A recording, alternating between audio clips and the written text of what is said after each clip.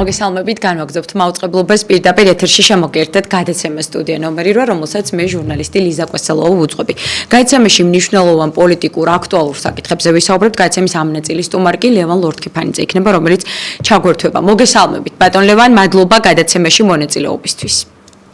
მოგესალმებით, დიდი მადლობა მოწვევისთვის. ბატონ ლევან, როგორია თქვენი შეფასება ჩვენს ქვეყანაში არსებულ მდგომარეობასთან დაკავშირებით, როგორია პოლიტიკური პროცესების დინამიკა და პროტესტი რა ეტაპზეა ახლა საზოგადოების პროტესტს გულისხმობ? ჩვენი პოლიტიკური პროტესტის ერთ-ერთი მთავარი ნაკლოვანება ალბათ ის გახლავთ, რომ სოციალურ პრობლემებზე და საკითხებზე ნაკლებად რეაგირებს, მაგრამ გუშინ იყო 1 მაისი მშრომელთა სოლიდარობის საერთაშორისო დღე და პოლიტიკურმა პროტესტმა, რომელიც თბილისში მიმდინარეობს, სოციალური განზომილება მიიღო. გუშინ თბილისში სოლიდარობას უცხადებდნენ მაგალითად ჭიათურელ მაღაროებს. ჭიათურაში დღეს მდგომარეობა არის ძალიან მძიმე, კატასტროფული მდგომარეობა, იმიტომ რომ საწარმო გაჩერებული. მოქალაქეებს და მაღაროელებს, იქ დასაქმებულ მაღაროელებს აძლევდნენ 60%-იან ხელფას, ანუ თავიანთი ხელფასის 60% და იმასაც ვეღარ დარგვით. გაჩერებულია იქ მცირე ბიზნესი, იმიტომ რომ მთლიანად მაღაროზეა დამოკიდებული მცირე ბიზნესის საქმე. და ადამიანები პროტესტში არიან ჩართული უკვე 60 დღეა და გუშინ ქართული ოცნების პოლიტპატიმართა რიგებს დაემატა 4 მაღაროელი. გუშინ წინ ღამის 3 საათზე შეუვარდნენ მათ კარავში, მოშიმშილებს შეუვარდნენ კარავში, ცემეს, წაიყვანეს, ასე ვთქვათ, საპატრიმრო დაწესებულებაში და გუშინ შრომელთა სოლიდარობის დღეს ჩაატარეს სასამართლო პროცესი და 4 მაღაროელი ფაქტობრივად ძევლად ყავს აყვანილი საქართველოს ხელისუფლებას. ლიზა, მე მაოცებს იცით რა ის გულგრილობა, საყოველთაო გულგრილობა და გულცივობა, რომელიც ამ ხალხის მიმართ სულფებს დღეს ჩვენ საზოგადოებაში. აი მაგალითად საქართველოს პრემიერ-მინისტრმა, ფაქტობრივმა პრემიერ-მინისტრმა ირაკლი კობახიძემ განაცხადა, რომ აი ერთი რაიონი მთლიანად იღუპება, რჩება სამუშაოს გარეშე, უმძიმესი მდგომარეობა იქ შექმნილი და კაცი ამბობს, რომ ესა კერძო დავა. და ჩვენ იქ არ ჩავერევით. ადგილობრივად თვითმმართველობა მიცით რა თქვა, როდესაც ამ პრობლემას წააწყდა, რომ უმუშევრობა, საშინელი უბედურება, სოციალური გაჭირვება, მე აღარ ვამბობ იქ ეკოლოგიურ და სასოფლო პრობლემებს და სახლები რო ინგრება და სოფლები რო დანაბრალებდა და უზარმაზარი უსხულები რო არის გაჩენილი, მაგალითად ჩუქურში და სხვა სოფლებში. ადგილობრივად თვითმმართველობა თქვა, რომ ჩვენ უნდა მოვეფეროთ ინვესტორს. მოვეფეროთ, ეს სიტყვა მართლა თქვა. გამიკვირდა რამე სხვა რამეზე ხوار საუბრობს მეთქი. ნუ იქ არის სხვა ისინი აქტორებიც ხო, მაგალითად რო ავიღოთ ესე იგი საქართველოს ავტოკეფალური ეკლესიის ეპარქია. მეუფე დანიელი, რომელიც ძალიან განათლებული და ჭკვიანი კაცია და იცნობს ქვეყანა და ზურაბჟვანიასთან ახლოს იყო და თითქოს პროგრესულ ფრთას მიეკუთვნებოდა, ეკლესიის პოზიცია ძალიან ელთბილი. წესით და რიგით დაიდო პირობა, რომ შუამავალი იქნებოდა მაღაროელებსა და სახელმწიფოს შორის და მაინც და მაინც არ აქტუალურია. ანუ განწირულია ხალხი. ჭიათურაში სახელმწიფოს როლი როგორი უნდა იყოს, ლევან? აი ნორმალური სახელმწიფოს პირობებში რა უნდა გააკეთონ პირველმა პირებმა, ქვეყნის პირველმა პირებმა, იმიტომ რომ ეს არ არის ახალი პრობლემა. წლებია უკვე მე პირადად ამ თემებზე მაქვს ხოლმე გადაცემა და მუდმივად საუბრობ, რომ იქ ადამიანების უფლებები არ არის დაცული, რომ შრომის უსაფრთხოება ნულზეა დაყვანილი და ასე შემდეგ. უამრავი ადამიანის სიცოცხლე ეწირება აი ამ სამწუხაროდ აი ამ ყველაფერს და მუდმივად აპროტესტებენ ეს დასაქმებული ადამიანები, თუმცა სახელმწიფო მუდმივად ამბობს, რომ არ ვერევი და თავად უნდა გადაწყდეს ეს პრობლემა ბიზნესსა და დასაქმებულებს შორის. აი სახელმწიფოს რა წვლილი უნდა კონდეს აი ამ პროცესში და როგორ უნდა მოხდეს შეთანხმება? იცით, ხანდახან მეცინება ხოლმე თეა ზოულიანის კომისიის ხდომებს რო უყურებ, შერჩევითად რო საკითხები გამოკვეთილი და მხოლოდ იმ თემებზე რომ საუბრობენ, რომ აწყობთ და მათ ინტერესებში რაც შეეხება. აი მაგალითად ამ კომისიამ გამოიწვიოს როგორ გაიყიდა ჭიათურის საწარმო. საიდუმლო მუხლებით, საიდუმლო პირობებით, ინვესტორისთვის სრულიად სასარგებლო პირობებით, არანაირი ინტერესი სოციალური თუ ეკოლოგიური ადგილობრივი მოსახლეობისა გათვალისწინებული არ იყო. რატომ არ იძიებენ ამ საკითხს? იმიტომ რომ გამოიძიონ, მათი მოკავშირეები შეიძლება დარჩნენ შემოსავლის გარეშე. რაც შეეხება თქვენს შესანიშნავ შეკითხვას თუ როგორ უნდა მიქცეოდეს ქვეყანა, ხო? აი მაგალითად გერმანიაში, რურის ოლქში მიხვდა ადგილობრივი ხელისუფლება, ცენტრალური ხელისუფლებაც მიიღეს საერთო გადაწყვეტილებაც, ეროვნული გადაწყვეტილებაც, რომ ნახშირის წარმოება გარემოს აბინძურებს. ნახშირი არის გუშინდელი დღე და ამიტომ გატარდა პოლიტიკა, რომ იმ რეგიონებში, რომლებიც მთლიანად დამოკიდებული იყო ნახშირის მოპოვებაზე, ესე ვთქვათ, ჩანაცვლებული იყო ეს მრეწველობის დარგი სხვა სფეროთი, სხვა სამუშაო ადგილი. ნორმალური სახელმწიფო საქართველოს რო ყავდეს ეს ნორმალური ხელისუფლება, დღეს იფიქრებდა, რომ აი მოდით რა სამუშაო ადგილები გავაჩინოთ ტყიბულში, რომ ის აღარ იყოს ნახშირის შახტაზე დამოკიდებული. რა ახალი სამრეწველო დარგები განვავითაროთ ჭიათურაში, რომ იქ მანგანუმის მოპოვება არ იყოს ერთადერთი ეკონომიკური საქმიანობის ერთადერთი სფერო. ამაზე დაიწყებდა ფიქრს ჩანაცვლებაზე. თან იცით, როგორ მოხდა გერმანიაში ეს, რომ აი ეს მომპოვებელი, ქვანახშირის მომპოვებელი საწარმოები თავიანთი მოგების ნაწილს გადადებდნენ გვერდით, დებდნენ ამას ადგილობრივი განვითარების ფონდში და ნელ-ნელა გრძელვადიანი ხედვით სხვადასხვა ქალაქები გამოვიდნენ ნახშირის წარმოებიდან, გადავიდნენ ტექნოლოგიების თუ მრეწველობის სხვა დარგზე. ეს არის ადამიანური მიდგომა. საქართველოში მიდგომა როგორია? მოდით გაქრეს მოსახლეობა ჭიათურაში, არავინ იქ აღარ იცხოვროს, ავაფეთქოთ სოფლები, ამოვჩიჩქნოთ მიწა, გავანადგუროთ სასოფლო-სამეურნეო სავარგულები და ბომბით რისი მოპოვებაც შეიძლება დასაფეთქებელი საშუალებით ის მოვიპოვოთ და რო გათავდება და ამოიწურება ეს ბადანი, დავტოვოთ იქ ხრმულები, დავტოვოთ იქ ხრამები, დავტოვოთ იქ განადგურებული სოფლები და ქალაქი და იქ აღარ იცხოვრონ ჩერნობილს დაემსგავსოს სიკაულობა. აი ეს გზა დღეს არჩეული საქართველოს ამ ხელისუფლებასაც წინა ხელისუფლებასაც ეს გზა ქონდა არჩეული და თუ ცოტა არ დავფიქრდებით, შეიძლება მომავალი ხელისუფლებაც იგივე გზას დაადგას. მოკლედ, ჩვენ არ გვაქვს სახელმწიფო. სახელმწიფოს არსებობა ნიშნავს იმას, რომ გრძელვადიან ინვესტიციებს დებს სხვადასხვა საქმეში, გრძელვადიანად ფიქრობს.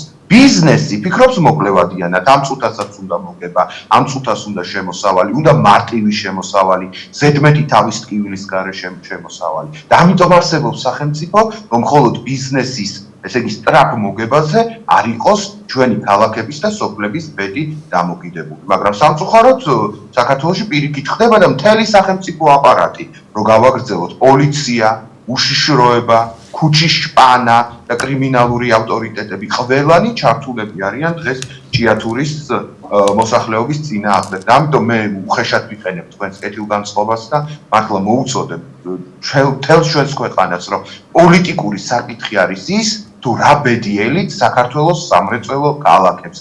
ჩვენი ეკონომიკის ბედს და შინაარსს განსაზღვრავს ის, თუ როგორი ინდუსტრიები გვექნება ამ ქვეყანაში. ასე რომ ეს არის პოლიტიკური საკითხები, ეს არის მთავარი საკითხები და არა მხოლოდ ის, თუ რა მოხდება პოლიტიკურ ველზე და ადგილობრივ თვითმმართველობის არჩევნებში ვინ მიიღებს ან არ მიიღებს მონაწილეობას. მთელი გულისხმობით, მთელი გონებით და რა ვიცი, ცხელი გულით და ცივი გონებით უნდა მივაპყროთ მთელი ჩვენი ენერგია აი ესეთ ხალხს, გაჭირვებულ ხალხს, გაუბედურებულ ხალხს. გუშინ ლიზა, ეს ვიცი თქვენ დაგაინტერესებთ, ასევე საპირველმაისო დემონსტრაციაზე კიდევ ერთი საკითხი გახმოვანდა.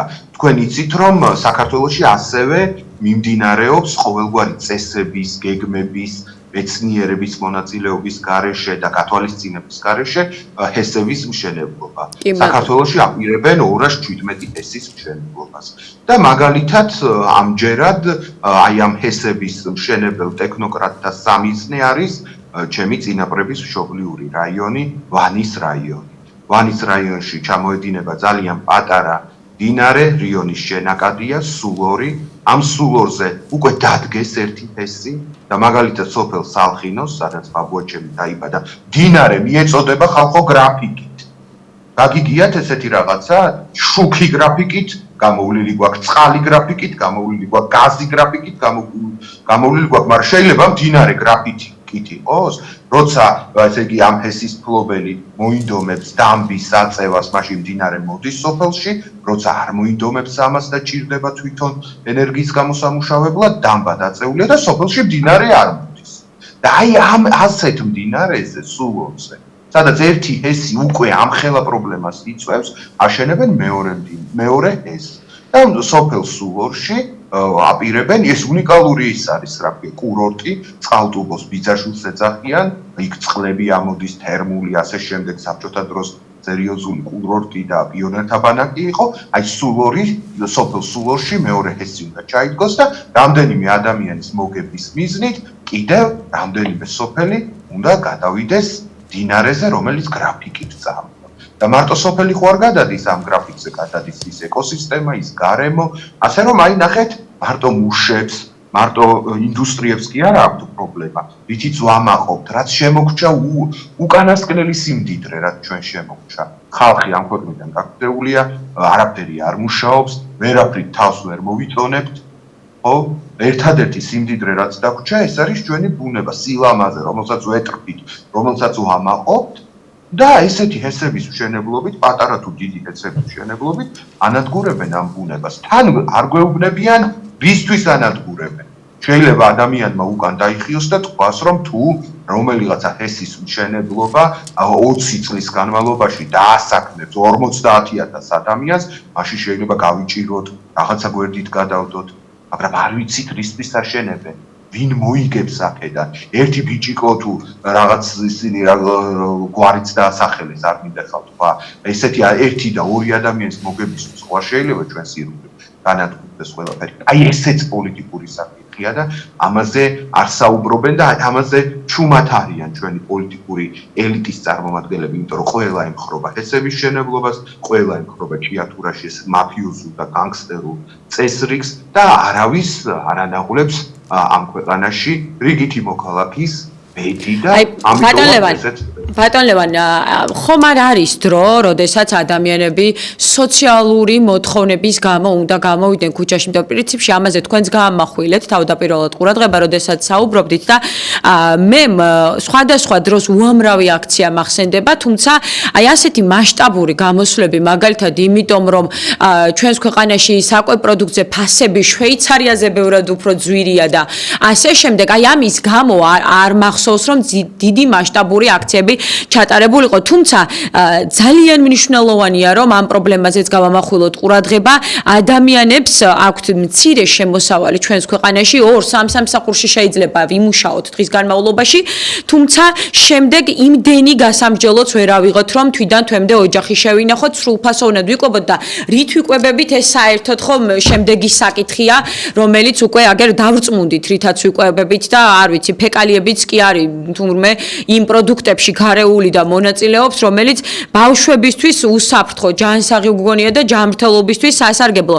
აი, განუკითხაობა არის სრული მთელ ქვეყანაში, ყველა მიმართულებით, როგორც თქვენ ბრძანეთ და მეც აუცილებლად უნდა დაგეთანხმოთ, საწვავის ფასი იქნება ეს, თუ სხვა ჰიგიენური საშუალებები თუნდაც ადამიანებისთვის საჭირო, ყოველდღიურად მნიშვნელოვანი, ყველაფერზე არის მზარდი ფასი. მიგვანიშნებს თუ არა ეს იმას, რომ ჩვენ საკმარისად არ ვიცავთ ჩვენს უფლებებს, ჩვენ საკმარისად არ გამოვდივართ სიტყვით აი ამ უფლებებით, რომელიც აუცილებლად უნდა დავიცვათ, იმიტომ რომ თუ არ გვექნება ამაზე შეფასება, თუ არ გვექნება ამაზე დისკუსია, საუბარი, ბუნებრივია ეს არ შეაწუხებთ იმ ადამიანებს, რომლებსაც 10-15,000 აქვთ ხელფასი და დაზარალდება ისევ ის მაგალითად პენსიონერი, რომელსაც 350 ლარი აქვს შემოსავალი და არა ის პარლამენტარი, რომელსაც მხოლოდ და მხოლოდ ფიქსირებული შემოსავალი 14,000 აქვს. არაერთხელ გვისაუბრია ჩვენ აი ამ წავე სოციალურ ეკონომიკურ მდგომარეობაზე და არის თუ არა გამოსავალი იმაში, რომ საზოგადოება გაიზარდოს, ცნობიერება ავიმაღლოთ ამ ნაწილში და ჩვენი უკეთესი პირობებისთვის რაღაცნაირად უფრო დიდი პროტესტი გამოვხატოთ. ძალიან მძიმე ვითარებაა მიმართულებით, იმიტომ რომ თქვენ კარგად იცით, რომ რაც უფრო დიდი და მწვავეა გაჭიროება, ადამიანები კიდევ უფრო სუსტდებიან მოქალაქეობრივი თვალსაზრისით. კი ბატონო. და როცა საჭმელი არ აქვს, სახმელი არ აქვს, შეიძლება ერთ ნაჭერ კურსზე და რამდენიმე წვეთრძეზე გაყიდო შენი პოზიცია, შენი ქვეყანა, შენი სამოქალაქო პოზიცია და ამ დროს, ასე ვთქვათ, ადამიანები ანდახან ღირსებასაც კარგავენ. სიღარიბე ამიტომ არის რომ მან შეიძლება მიიყვანოს ადამიანის კამდე, რომ საკუთარ თავზე და საკუთარ პატიოსნებაზე აიღოს ხელი. და სამწუხაროდ ჩვენს ქვეყანაში ეს ტენდენციაც ვლინდება. თან აი მე ვაკვირდები და ალბათ თქვენც აღმოაჩინეთ ეს თქვენი დაკვირვების ასე ვთქვათ კვალდაკვალ. აი ნაციონალური მოძრაობის მხარდამჭერებს ჩვენ სამართლიანად ვეძახდით ხოლმე ჩაკეტილ სექტას. იმიტომ რომ ესენი იყვნენ ადამიანები და დღესაც არიან, რომლებიც სააკაშვილმა რაც არ უნდა დააშაოს, იტყვიან რომ ეს საჭირო იყო. მათ თვალწინ პირდაპირ ეთერში რომ ასე ვთქვათ დანაშაული ჩაიდინოს სააკაშვილმა, ნაციონალური მოძრაობის ორთოდოქსი მხარდაჭერები მაინც აღთოვანებულ იქნებიან და კარს დაუყარეს. სამწუხაროდ თავისი შედეგი მოიტანა ქართული ოცნების პროპაგანდამაც და დღეს ქართული ოცნების ესე იგი ფუნდამენტალისტი მხარდამჭერებიც ჩამოყალიბდნენ სექტად. ეს რას ნიშნავს? რომ ისინი არაფერზე არ რეაგირებენ, ყველაფერზე თავს უქნევენ თავის ბატონს და ღირსების შეგრძნებათ ზოგიერთი მმართველებით დაკარგული. აი თქვენ ახლა სწორად ახსენეთ.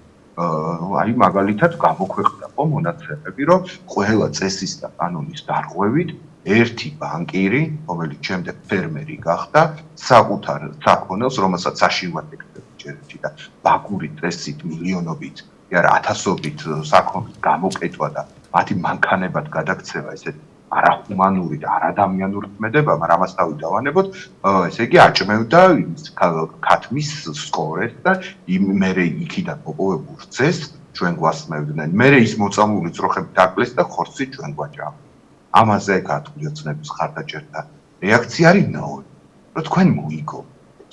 ეს ტყუილია, ეგრეთ შეიძლებოდა. და ტყუილა ჩხუბობთ.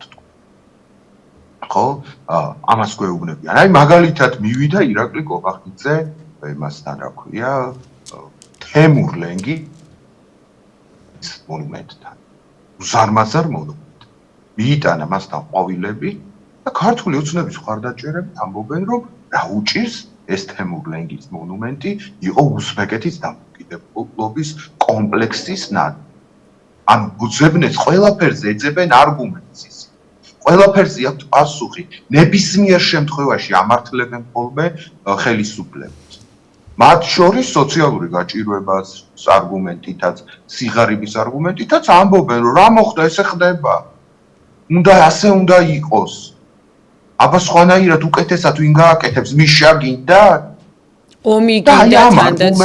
ომი გინდა და ჩაგუკეტეს აი ამ მოჯადოებულ წრეში. არავის არ უნდა ომი, ჩვენ გვინდა მშვიდობა, მაგრამ მშვიდობასთან ერთად გვინდა რომ ქვეყანა ქვეყანას გავდეს, ადამიანებს ნორმალური ხელფასი ჰქონდეთ, ესე მძევლად არ აყავდეთ გაჭირვებული მაღაროელები, ყოველმეორე მდინარეს არ აგუბებდნენ და არჩევნები რო ტარდება, იმ არჩევნებში გადამწყვეტ სიტყვას არ უნდა ამბობდნენ ის რა ქვია საბიუჯეტო სტრუქტურის დაქირავებული თანამშრომლები, უშიშროების მუშაკები, პოლიციელები და არჩევნების დროს მოსყიდვა არ უნდა იყოს თავარი ინსტრუმენტი. ჩვენ რომ მშვიდობა გვინდა, ეს მშვიდობის არსებობა არ გამორიცხავს დემოკრატიას და ელემენტარულ წესრიგს. და ქართული ოცნება გვეუბნება, რომ დიახ გამორიცხავს. დიახ არ უნდა მოითხოვოთ არანაირი ცვლილება სამოქალაქო ველზე, პოლიტიკურ ველზე, თუ მშვიდობა გინდათ და ეს ტყუილია. ეს არის ის არგუმენტი, რომელიც ქართულ ოცნებას ხელისუფლებაში ყოფნას უმყარებს და თავიანთი აი ამ სექტის წარმომადგენლების მოტყუებაში განსაკუთრებულ როლს ასრულებს ეს. კი ბატონო, აი ლევან, რომ არ დაგუჩეს ეს თემა განხილვის გარეშე, მე მინდა შევეხოთ იმ აქციებს, რომელიც ევროპული იდეის გამო უკვე რამდენი ხანია ჩვენს ქვეყანაში არის და არჩევნების შემდეგ, აი ამ აქციებს ზოგჯერ ბევრი ადამიანი გამოდის ხანდახან ცოტა, თუმცა მაინც არ წყდება ეს პროტესტი. რა ლოგიკური გაგრძელება აქვს აი ამ ქუჩის აქციებს, იმიტომ რომ ხედავთ რაღაცნაირად რეაგირება არ აქვს ხომ ქართულ არც ამ პროტესტზე, არც იმაზე თუ რა შეფასებები გაკეთდება საერთაშორისო დონეზე მათი მისამართით, არც იმაზე რომ არც ერთ ევროპულ ქვეყანაში არ ჩაესვლებათ და ასე შემდეგ, ხომ? ეს მათთვის შემაკავებელი არ არის, რაღაცნაირად დისკომფორტს არ უქმნით. როგორ ხედავთ აი ამ პროტესტის გაგრძელებას? ვთქვათ, უნდა ველოდოთ რომ ეს პროცესი მილევადია თუ პირიქით შეიძლება უფრო მეტად წინ წავიდეს პროცესი და კიდევ უფრო მეტად გააქტიურდნენ ადამიანები ქუჩაში. ჯერ ერთი არ დაგეთანხმებით თქვენი ნებართვით, ესე იგი რას თქვი არ რეაგირებს. ქართულმა ოცნებამ თითქმის ყველა კანონი გაამკაცრა, რომელიც საპროტესტო აქციებს უკავშირდება. კი ბატონო. და ამ ნაწილში ვიცნობ ადამიანებს, რომელთაც აქვთ 30000 და 35000 ლარი ჯარიმა აკიდებული, მხოლოდ იმიტომ რომ მიტინგებზე დაიწყო. თუ არ ეშინია და თუ არ რეაგირებს ხელისუფლება ქუჩაში მიმდინარე საპროტესტო აქციებზე, მაშინ რა საჭიროა კანონმდებლობის ყოველკვირეული გამკაცრება და ახალი კაბალური დრაკონული წესების მოფიქრება. ეშინიათ. დისკომფორტი ექმნებათ. ან რას ქვია საერთაშორისო იმაზე არ რეაგირებენ, რა ქვია, იზოლაციაზე. როგორ არ რეაგირებენ? აგერ რომის პაპის კუბოს ამოეფარა საქართველოს პრეზიდენტად წოდებული კაცი, რომ როგორმე ევროპის ტერიტორიაზე ფეხი შეედგა და მე ერთი კვირა ტელევიზორში განხილვა მიდიოდა, რომ ვიღაცა გოგონას თვალი რო ჩაუკრა დონალდ ტრამპმა, ეს თვალის ჩაკვრა მიემართებოდა ამ შვენიერ ასულს საქართველოს პრეზიდენტად წოდებულ კაცს. ხელი ვის დაუქნიაო, ამაზე ვსჯელობდნენ 2 კვირა, არა ყაველაშვილს დაუქნია, არა იმ ხობს სხვა სტუმარს დაუქნია. რას ქვია, ოცნებობენ, ოღონდ კი ვინმე ხელი დაუქნიოს მაგათ და ნებისმიერ კონტაქტზე გადიან, ისინი ხვდებიან, რომ ესე იზოლაციაში ყოფნა არ შეიძლება. ეუთო, რომელიც ძალიან მნიშვნელოვანი ორგანიზაცია იყო საბჭოთა კავშირის არსებობის პერიოდში, მაგრამ მას შემდეგ რაღაც ფუნქციები მაინც და მაინც ესეთი სერიოზული არ აქვს. ეუთოს თავმჯდომარე არის ვიღაცა სულეიმან დემირელის ყოფილი თანაშემწის მოადგილე, თურქი პოლიტიკოსი და ის რო ჩამოვიდა აქ, რა ვიცი, ვამის ის წითელი ხალიჩა გაუგეს და თქვეს, რომ აი მსოფლიოს უმნიშვნელოვანესი პოლიტიკოსი ჩამოვიდა ჩვენ. ასე რომ ცუდად არიან, უჭირთ, ძიმეთ არიან, მაგრამ ძიმეთ არის პროტესტის საქმე. კი, აი ამაზე მინდოდა მეკითხა სწორედ რატომღაც ისე ჩანს სურათი იქმნება, რომ საინტერესო არ არის ეს პროტესტი, იმიტომ რომ ხომ ხედავთ, ანუ ეს თავად ქართული ოცნების, ასე ვთქვათ, მხარდამჭერების გამოდის, რომ ხომ ხედავთ იქ 3-4 ადამიანი გამოდის. აი ამას რას ვუპირისპირებთ, რას ვამბობთ ამის აპირისპირებლად? 3-4 ადამიანი არ გამოდის, ძალიან ბევრი ადამიანი გამოდის. უბრალოდ შეუძლებელია, რომ ადამიანები, ესე იგი, ყოველდღე ქუჩაში იდგნენ და 100,000 ადამიანი ყოველდღე ქუჩაში იყოს. ყველაფერს აქვს თავისი ზღვარი და ადამიანების ენერგიაც, ესე ვთქვათ, ამოწურვად. ასე რომ ხალხი კი გამოდის, მაგრამ მე ვფიქრობ, რომ თვითონ პროტესტი არის კრიზისში ფორმის თვალსაზრისით. ყოველდღე როცა ერთი და იგივეს აკეთებ, ის საქმე, რაშიც ჩამული ხარ, საზრის კარგავს, ხო? ყოველდღე ერთი და იგივეს კეთებ, ერთი და იგივე ფორმით პროტესტის გამოხატვა შედეგს არ იძლევა და პირიქით კონტრპროდუქტიულია. ამიტომ მოსაფიქრებელია ახალი გზები, ახალი მეთოდები წინააღმდეგობის და ეს მეთოდები შეიძლება იყოს ის, რაც ყველაზე კარგად გამოუვიდა ჩვენს პროტესტს. როდის იყო პროტესტი ყველაზე სერიოზული და გავლენიანი და აქტიური, მაშინ როცა დაირაზმნენ პროფესიული ჯგუფები, ნახეთ, როდესაც შეკავშირდნენ პროფესიული ჯგუფები და ერთად დაიწყეს მოქმედება, არა ინდივიდუალურად მე ახლა მიტინგი აქვს და საღამოს გავალა მიტინგზე როგორც ერთი მოქალაქე, არამედ აი გამოვიდნენ არქიტექტორები, გამოვიდნენ ტურიზმის წარმომადგენლები და ასე შემდეგ. ამან იტანა შედეგი და მეორე შედეგი იყო, როდესაც დაირაზმნენ რაღაც რეგიონალური თუ ტერიტორიული ნიშნით. ასე რომ პროტესტ თუ გვინდა რომ რაიმე შედეგი გქონდეს, ინდივიდუალური ძალისხმევა აღარ არის საკმარისი, აუცილებელია რომ გამოჩნდნენ კარგად ორგანიზებული და შეკავშირებული ჯგუფები, რომლებიც როგორც ჯგუფები, როგორც კოლექტივები, ისე მონაწილეობენ აი ამ პროტესტში და ეს რთული საქმეა. ამას ჭირდება რუტინული მუშაობა, ამას ჭირდება ერთი პროფესიის ხალხთა შორის გარკვეული კომპრომისი, ამ კომპრომისის საფუძველზე ორგანიზება, ეს რთულია. ინდივიდუალურად გამოსვლა რომ ღამე დაინიშნა 8 საათი ვედი, ადვილია და აი ჯგუფების ორგანიზება რთულია. ასე რომ აი ამ რთულ გზას თუ დავადგებით, შეიძლება შედეგი გამოჩნდეს. და მეორე პრობლემა იცით რა არის? სამწუხაროდ ქართული ოპოზიცია ძალიან დაბალი დონის არის, ძალიან არასერიოზულია და ამიტომ ფუჭი იმედებს უქმნის ხოლმე საქართველოს მოსახლეობას. არ შეიძლება ჩვენ ვთქვათ, რომ ზეგ გადაწყდება ყველაფერი, ან მასზე გადაწყდება ყველაფერი. ჩვენ ვცხოვრობთ ძალიან მძიმე სოფლიოში, სოფლიო წესრიგის პირობებში, ის ჯერ არ არის ჩამოყალიბებული, ეს დამატებით სიცოცხლის უნარიანობას აძლევს ქართულ ოცნებას, შესაბამისად საქართველოს ბედი დამოკიდებულია არა მხოლოდ ქვეყნის შიგნით აქტიობაზე, არამედ იმაზე თუ როგორი წესრიგი ჩამოყალიბდება პოსტკომუნისტურ სივრცეში. ანუ ორივე ეს ასპექტია. ზოგი ამბობს, რომ მარტო შიგნიდან გადავწყვეტ ყველაფერი. ზოგი ამბობს, რომ მხოლოდ ჩვენ ხელზე უნდა დავაკრიფოთ, ჩვენ ვართ ნოლები, არარაობები და მსოფლიოს ბედს უნდა დაველოთ. არა, ეს ორივე ფაქტორია. გავლენას ჩვენზე, შესაბამისად მალე უცებ აი ერთ წამში შეიძლება არ გადაწყდეს ეს პრობლემა, ამიტომ ადამიანები თუ უნდათ რომ ეს ქვეყანა ჩიხიდან გამოვიდეს, თუ უნდათ რომ უნდა იყვნენ მზად, დიახ. უნდა იყვნენ მზად მარათონული გარბენისთვის და არა სპრინტის. კი ბატონო, უღრმესი მადლობა გადაცემაში მონაწილეობისთვის და იმისთვის, რომ ჩაგვერთვეთ. ლევან ლორთქიფანიძე პასუხობდა ჩემს კითხვებს, მაყურებელსა და რადიო მსმენელს გეტყვით იმას, რომ ჩვენ ჩაგვერთვება ასევე ჟურნალისტი გიორგი ფოფხაძე გადაცემაში, რომელიც ისაუბრებს იმ ურთიერთობებზე, რომელიც ბოლო დროს სამწუხაროდ რაღაცნაირად ევროპისკენ მიმავალ გზაზე არის გაფუჭებული, ნებსით უნებლიეთ ეს გამოვიდა ასე, რომ კობახიძის გაკეთებული განცხადების შემდეგ საზოგადოების პროტესტი მაინც არ წყდება, ქუჩაში ადამიანები დღესაც გამოდიან, გუშინაც გამოდიოდნენ და მუდმივად გამოდიან იმ მოთხოვნით, რომ ევროპისკენ გარკვეული იყოს ჩვენი ქვეყნის, ასე ვთქვათ, ბედი და მიმავალი გზა და ეს იყოს მკაფიოდ ჩამოყალიბებული საქართველოს ხელისუფლების მხრიდან და საინტერესოა როგორია შეფასებები ევროპაში და სწორედ მოვისმენთ აი ამ თემაზე და აი ამ საკითხთან დაკავშირებით გიორგი ფოფხაძის შეფასებებს. მოგესალმებით, გიორგი, ხაზე ხართ, როგორც ხედავთ. მოგესალმებით. ვინაიდან ევროპიდან გვერთვებით, ძალიან საინტერესოა ბოლო შეფასებები, ბოლო განცხადებები და ის ბოლო დამოკიდებულება, რომელიც საქართველოს მისამართით არსებობს ევროპაში და თქვენი შეფასება არის საინტერესო და შემდეგ უკვე უშუალოდ იმ პოლიტიკურ პროცესებზე მინდა გკითხოთ, აქციებზე მინდა გკითხოთ, რომელიც საქართველოშია და როგორია თქვენი შეფასება საინტერესოა.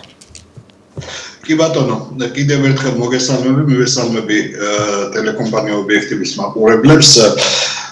შეფასებებს რაც შეეხება ძალიან ცუდი და ძალიან არა სახარბიელოა ჩვენთვის იცით, ჩვენ რაც არ უნდა ჩვენ მთავრობამ რაც არ უნდა იძახოს რომ რასა იუნკევიჩინი არის რაღაც კლიმაქსიანი ქალბატონი, ჯერ ერთი ქალზე ამის თქმა ყოვლად დაუშვებელია და საფრანგეთში ეს რომ ვინმე ესე თქვა ის ჩინოვნიკი სამუდამოდ დატოვებდა თავის კარიერასაც და თანამდებობასაც და ყველაფერს საშვილიშვილოდ, იმიტომ რომ ეს არის ადამიანის უფლებების და მისი თავისუფლების შეურაცხყოფა.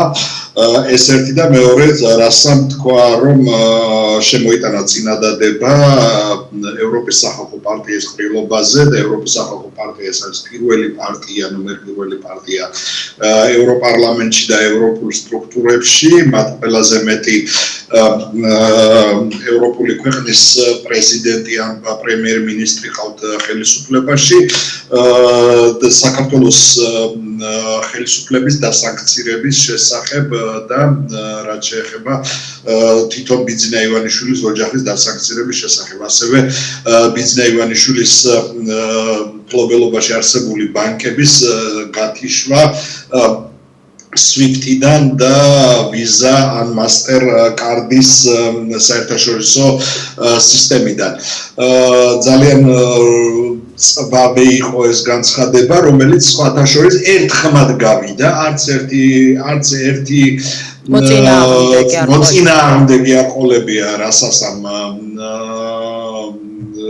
წინადადებას ეს ნიშნავს რომ ევროპელი მემარჯვენეები, ანუ მემარჯვენე ცენტრისტები, რასაც ჩვენი ხელისუფლებაც ესე ვთქვათ, იჩემებს რომ ეს არიან პატრიოტები, მემარჯვენე ცენტრისტები და ასე შემდეგ და ასე შემდეგ, ძალიან ცუდად არიან განწყობილები საქართველოს ხელისუფლებისადმი. ეს ერთ და მეორე დრასა ეს არ არის ხელწამოსაკრავი ფიგურა, ეს არის საქართველოს მომხსენებელი ევროპარლამენტში და ევროსტრუქტურებში. ანუ ძალიან დიდი თანამდებობის პირზე არის აქ საუბარი. რაც შეეხება სხვა განცხადებებს, მე ვიცი რომ 2000 ევროკომისია მუშაობს იმაზე, რომ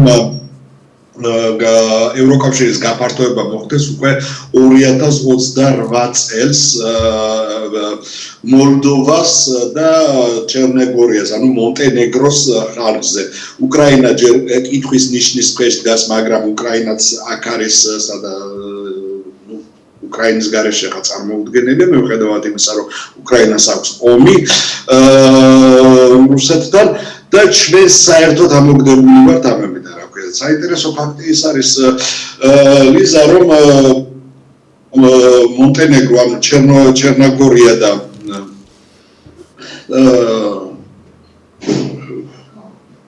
დიახ, გისმენთ. ჩერნოგორია და საქართველო ერთ დღეს გახდნენ ნატოს კანდიდატი, ერთ დღეს მივიღეთ ნატოს კანდიდატი ქვეყნის სტატუსი და ჩერნოგორია ცნობილი არის თავისი იყო ყოველ შემთხვევაში თავისი კორუფციული სქემებით, რაღაცა რუსულ მაფიასთან ურთიერთობით და ასე შემდეგ და ასე შემდეგ. ანუ ჩერნოგორია, რომელიც ჩვენზე ფაქტიურად ძალიან ჩამორჩენილი იყო რაღაც დემოკრატიულ საწყისებზე, ჩერნოგორიამ გადაგვასწრო და არის ძალიან ცუდი შეფასებები ეს. მე არ მინდა ეხა პრესაში კიდევ კარგი პრესაში ცოტა შენელდა ეს რა ქვია საქართველოზე სტატიები და მაგრამ სამაგიეროდ მოიმატა ევროსტრუქტურებში განცხადებებმა და განცხადება მოიმატა იმ ადამიანების მხრიდან, მე არა ვარ ვიღაცა მეოთხე, მეხუთე ხარისხოვან ევროდეპუტატებზე, რომლებიც არა ვთქვათ არიან ევროდეპუტატები, რომლებიც მარტო ხმის აწევისთვის რაღაც შიდა პოლიტიკური ინფორმაციისთვის ხდებიან ხოლმე ჩვენი ოპოზიციას და პოზიციის წარმომადგენლებიც, ხო? არა, ეს არის იმ ადამიანების განცხადება, რომლებიც წონას წარმოადგენენ, ძალიან წონოსნები არიან ევროსტრუქტურებში და რომლებიც გადაწყვეტილებების მიმღებნი არიან. აი ეს შეფასებებია სამწუხაროდ და ბატონ გიორგი, თქვენ როდესაც ქართული ოცნების მიერ გაკეთებულ განცხადებებს უსმენთ ხოლმე ან თვალს ადევნებთ, როგორი წარმოდგენა, როგორი შთაბეჭდილება გრჩებათ, აინტერესებს ქართულ ოცნებას ეს ყოველივე, რაც თქვათ ევროპარლამენტიდან, ევროსტრუქტურებიდან მოდის და ევროპარლამენტარების მხრიდან ცალკეული განცხადებები, როდესაც ესმით ხოლმე და პასუხობენ, ეს მათთვის სულ ერთია თუ საინტერესოა და უბრალოდ არ იმჩნევენ ამ ყველაფერს, რომ ძალიან ძიმე მდგომარეობაში აღმოჩნდნენ. არ იმჩნევენ, ეს არის შიდა გაყიდვაზე გადასული, ესე იგი, გავძვრებით თუ არ გავძვრებით, ვივაჭრებთ თუ არ ვივაჭრებთ. მე ზუსტად დღეს ნახულობდი ჩემ სოციალურ მედიაში Facebook-ს აქვს ესეთ რომ ისტორიას გიგდებს ყოველ დღე რომელ წელს ადაწერა 2014 წელს ზუსტად ამ ხელისუფლებას, ქართული ოცნების ხელისუფლებას მიუღია ანტიდისკრიმინაციული კანონი, რომელიც შეაფასესო თურმე ჩვენ თუ ანტიდისკრიმინაციულ კანონს არ მივიღებთო, მაშინო ჩვენო ვიზა ლიბერალიზაციას ვერ მივიღებთ ვერასოდესო და მე ამ ჩემ Facebook სტატუსში შეკითხვა დამისვავს, რომ რა შუაშია ანტიდისკრიმინაციული კანონი ვიზა ლიბერალიზაციის მიღებასთან. ანუ 2014 წელს თუ ესენი იმას ამბობდნენ რომ ჩვენ ევროპა რაღაცას გვაძალებს არიქა რაღაცა ვალდებულები ვარ და ვითვალისწინებთ მაგას დღეს შეიცვალა ეს დამოკიდებულებები და სამწუხაროდ ვერ ხედავთ იმას რომ სწორედ ევროკავშირმა უთხრა მაშინ ლიზა როდესაც ანტიდისკრიმინაციული კანონი მიიღეს რა შუაში იყო ანტიდისკრიმინაციული კანონის მიღება როცა არ აქვს მიღებული შრომის კანონი და როცა არ აქვს სოციალური დაზღვევის და სამედიცინო დაზღვევის კანონი ყველაზე მთავარი კანონები არ აქვს მიღებული და რაღაცა ანტიდისკრიმინაციული კანონს მიაღდით თან ჩვენ დაგვაბრალეთ ეს ყველაფერი აი ამ დონეზე არიან ესენი დასრულები და სამწუხაროდ ეხლა მე ვნახე სხვათა შორის ერთ-ერთ ტელეკომპანიაზე გადაცემა სადაც ერთ-ერთი ქართული ოცნების მაღალჩინოსანი ყვებოდა იმაზე თუ როგორ დაეთხოთ მათ რა ქვია ეს სანქციები ანუ თლად კომფორტულად ვეღარ გრძნობენ თავს ეს არის ძალიან საინტერესო მაგრამ სამწუხარო ის არის რომ სწორედ თვითონ ქართული ოცნება შორდება ევროსტრუქტურებს და არა ევროსტრუქტურები შორდებიან ქართულ ოცნებას ჩვენ გვაგუებენ იმას რომ ჩვენ შეიძლება რაღაცა კახა კალაძე ისიც კი მონათლა რომ პატრიოტიზმიო თუ ვიზა ლიბერალიზაცია რაღაცა ეს აღარ მახსოვს ზუსტად ციტირება ვიზა ლიბერალიზაციაზე ევროკავშირში არ არის საუბარი აბსოლუტურად ჩვენ ამ მოცემულობაში არავინ არ შეგვიზღუდავს ვიზა ლიბერალიზაციას მაგრამ ესენი ჩვენ გვაგუებენ იმიტომ რომ თვითონ შორდებიან რაც შეეხება ჩვენ უკვე ჩვენ კანდიდატის სტატუსი გვაქვს და არ არსებობს მექანიზმი ჩვენი კანდიდატის სტატუსის შეჭერების ეს შვენივრად იციან მაგრამ ქართული ოცნების წარმომადგენლებმა თურქეთი რო თურქეთია ისიც კი აი თურქეთმა ყველაფერი გააფუჭა ევროკავშირთან მაგრამ ეს რა ქვია ერდოღანის მთავრობამ თუმცა კანდიდატის სტატუსი აქვს დიახ კანდიდატის სტატუსი დღემდე აქვს თურქეთს კი ბატონო აი ურთიერთობების გამოსწორებაზე თუ არ ვიცი თუ საუბრობენ თუმცა რით შეიძლება ქართულმა ოცნებამ რაღაცნაირად კეთილგანწყობა მოიპოვოს რა ნაბიჯები უნდა გადადგას და რა უნდა გააკეთოს იმისთვის რომ აი პარტნიორული ურთიერთობა მეგობრული კეთილგანწყობა მოიპოვოს ვთქვათ ევროპარლამენტარების ან ევროპული ქვეყნების იმიტომ რომ დღეს ჩვენ ვხედავთ რისი მედად არიან ქართული ოცნების ლიდერები დარჩენილი იმის რომ თითქოს ყაველაშვილი პაპის დასაფლავებაზე იმყოფებოდა და აი ხომ ხედავთ ის როგორც პრეზიდენტის რანგში წავიდა და მართლაც სასაცილოა თუმცა იმ თვალის ჩაკვრას ხელის აწევას განიხილავენ რომ აი სერიოზულად რომ არ უნდა განიხილებოდეს კი აი ეს განიხილება სერიოზულად მართლა მას ჩაუკრა თუ არა და აი რაღაცნაირად თან უნდათ რომ მდგომარეობა გამოსწორდეს ეს იმას გვაფიქრებინებს რომ მათთვის ძალიან მნიშვნელოვანია ის თვალის ჩაკვრაც, ხელის ჩამორთმევაც და თუ კი ასეთი მნიშვნელოვანია, მაშინ რატომ შორდებიან და პირიქით რატომ არ იქცევიან ისე რომ დაახლოვდნენ, ხომ? კი ბატონო, ძალიან ცუდი, როდესაც საქართველოს პრეზიდენტს ბურკინა-ფასოს პრეზიდენტის დახმარება ჭირდება, რომ ტრამპმა ხელი ჩამოართოს ესე.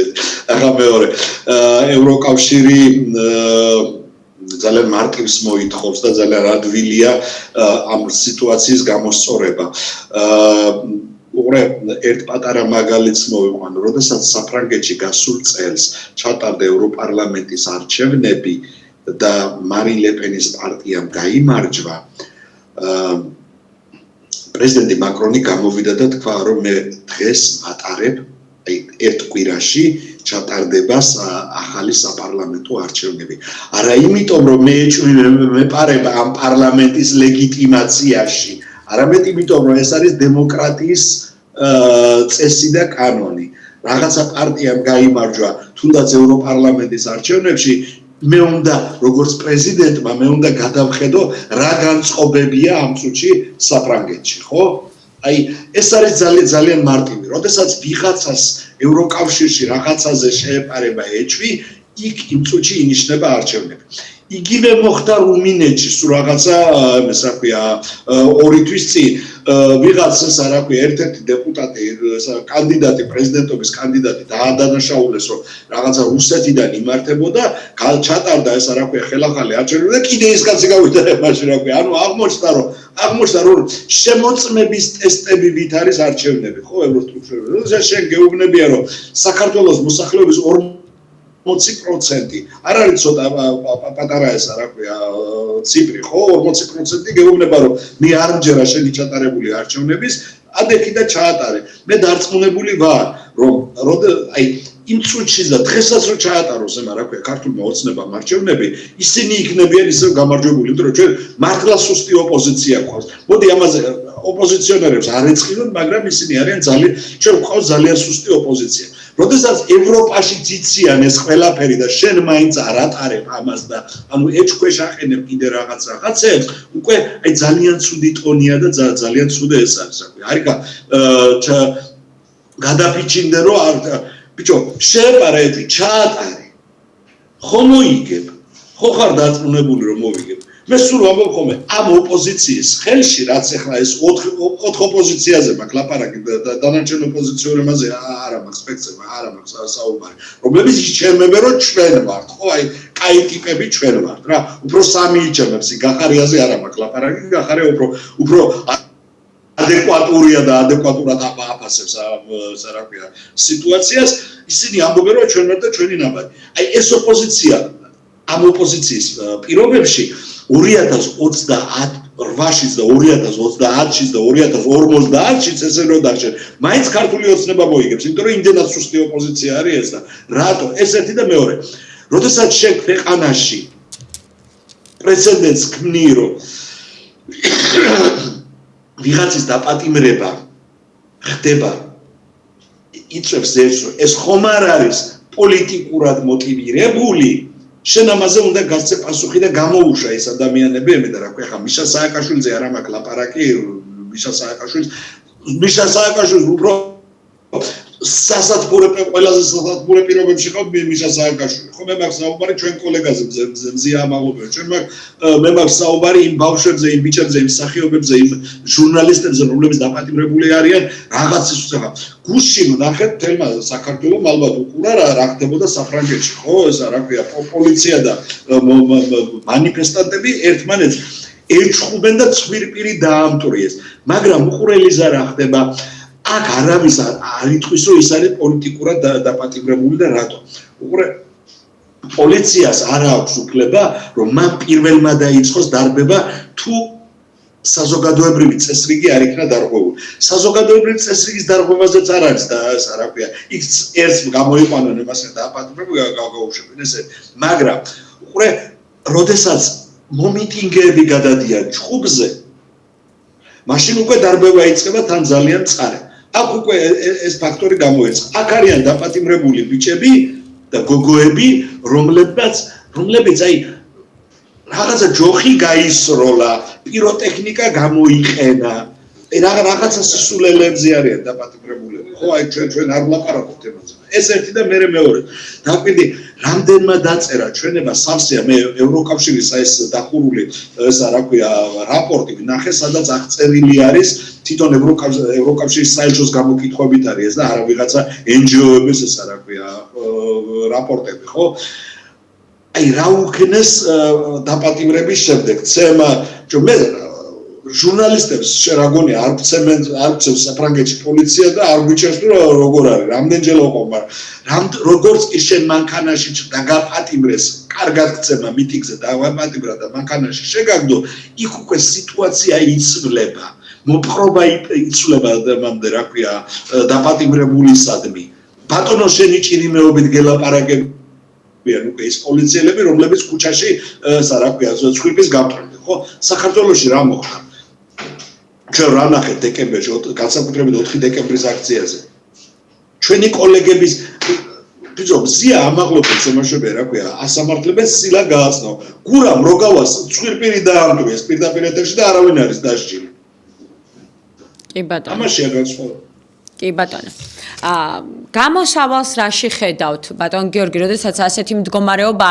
გამოდის, რომ სახელმწიფოს არ აინტერესებს იმ ადამიანების პროტესტი, რომლებიც ქუჩაში დგანან და პროტესტიც თავისთავად რომ ვახსენოთ და ობიექტურად რომ ვთქვათ, რაღაცნაირად სახე ჩანს, რომ თითქოს მილევადია ამ ადამიანებს უკვე რაღაცნაირად რესურსი ალბათ ამოეწურათ, იმიტომ რომ ერთი და იგივე ადამიანები რამდენი ხანია უკვე რამდენიმე თვეა დგანან ქუჩაში, ხომ მიმართულებით განხილვა ვერ მიეცა აი ამ პროტესტს და არც პირები გამოჩნდნენ, რომლებიც ითავებდნენ აი ამ პროტესტის თავში ყოფნას და ექნებოდა შესაბამისი კომპეტენცია, შესაბამისი სუფთა წარსული და ბექგრაუნდი. ესეთი ადამიანების დეფიციტის გამო ხედავთ, რომ აი ეს პროტესტიც მილევადია და როგორ უყურებთ აი ამ პროცესს დასასრულისკენ მიდის, აი ამ აქციების ბედი თუ პირიქით შეიძლება უფრო მეტად ამოყირავდეს, შეიცვალოს სიტუაცია და რაიმე ახალი მივიღოთ, ვთქვათ. იცი რა არის და ქართულ ოცნებას აქვს ერთი საინტერესო თვისება, როდესაც ესე იგი სუფთა ადგილზე პრობლემების შექმნის ფანტასტიკური ნიჭი გააჩნიათ რა ნიჭი ანუ ამაში რა ქვია. მოწმენდილ ცაზე პრობლემა რომ ჩნდება? მოწმენდილ ცაზე პრობლემის ამ ეს რაც გააკეთეს 28 ოქტომბერს, ხო? კიდევ მე ვისაუბრე რომ ოპოზიცია არის ძალიან სუსტი. რატომ მინელდა ეს ყველაფერი? იქ მდგომ ახალგაზრდებს ოპოზიციის დანახვა ფაქტიურად არ უნდათ, ხო? მე შაშანდელი ზუსტად 4 დეკემბრის დარბების შემდეგ ჩემი შვილები იყვნენ მაშინ საქართველოში იყვნენ სოფო და მარიამი და მე ჩამოვიდე და მისი მეგობრები ზუსტად იმ დარბევაში მოყვნენ თქვა რომ აი ყველაზე მეტად განწარებულები იყვნენ ისი რაღაცა მამა როდესაც ჩვენ ახალგაზრდობას გცემეს რაღაცა ცხვირპირი დაგვამტვიეს ტანსაცმელი შემოგვახიეს და იმავე საღამოს ნიკამელია 4000 ევროიანი მონკლერის ზემოთ რა ქვია კურტკით ერთვება ტელეკომპანია პირველს მე იმის არც ჯერა არც იმას გავყვები და არც დანახვა არ მინდა იმის ტალახი მაინც წაისვე შემამაცხონებულო თეთრი პერანგით და მონკლერის 4000 ევროიანი კურტკით ერთვება იმაში რა ქვია პირდაპირ ეთერში ხო ანუ ოპოზიციისადმი ნდობა არის ფაქტიურად ძალიან პატარა და ძალიან სუსტი ამიტომ ეს მინავლება ესე ვთქვათ ძალიან ლოგიკურია და ძალიან ნორმალურია იმიტომ რომ არ გამოჩნდა სხვა ძალა რომელიც ხა ოპოზიცია აი რაზე ველაპარაკო ოპოზიციას რომელმაც მთელი წინასაარჩევნო ეს რა ქვია კამპანია ჩაატარა ტელეკომპანია პირველის და ფორმულას ეთერიდან რეგიონებში არიან გასულები ხო როდესაც საქმეზე მიდგა 500 კაცი გამოიყვანეს მიტინგზე ანუ აღმოჩნდა რომ ამ პარტიებს პარტიული რესურსიც კი არ გააჩნია ხო აი პარტიული რესურსი არ არის პარტიის წევრები პარტიული რესურსი ეს არის შენი პარტიის შენი იდეოლოგიის მხარდამჭერები ჩვენ საქართველოში იდეოლოგიური პარტიაც არ აქვს თქვენ გააქვთ არა მაგზევაზე რა ქვია პატრიოტთა ალიანსი თქვენ კონსერვატორები ხართ კარგი ბატონო მაგრამ ეხლა ჩვენ საქართველოში გვაქვს გვარამიას პარტია ბიზნეს პარტია ამის პარტია არც ერთადერთი პარტია აღმოჩნდა ესა რა ქვია გახარია რომელსაც თქვა რომ სოციალისტური მიმართული სოციალისტური იდეოლოგიისა ვარ. დანარჩენი რომელი პარტია ვიცი ჩვენ რომელიც რაღაცა იდეოლოგიას ეკვემდებარება. ეს არის ამის პარტია, იმის პარტია, ბიზნეს პარტია, თამაზის პარტია, ჯუმბერის პარტია, ამის პარტია, იმის პარტია. ესე ძალიან მნიშვნელოვანია, იმიტომ რომ შენს და ჩემი შვილებიც იმ თაობის ხართ, რომლებიც დამოუკიდებელ საქართველოში დაიბადეთ. ეს კარგი იყო ეს დამოუკიდებლობა, ცუდი იყო ეს დამოუკიდებლობა. ამაზე არ არის აქ საუბარი. ანუ დამოუკიდებელი ადამიანები, თავისუფალ ქვეყანაში დაიბადეთ და თქვენის მიდგომები რომ ესა რა ქვია ხაზარაძის პარტიას გავყვეთ, თუ მას რა ქვია ნიკა გვარამიას პარტიას არ აგაქვს.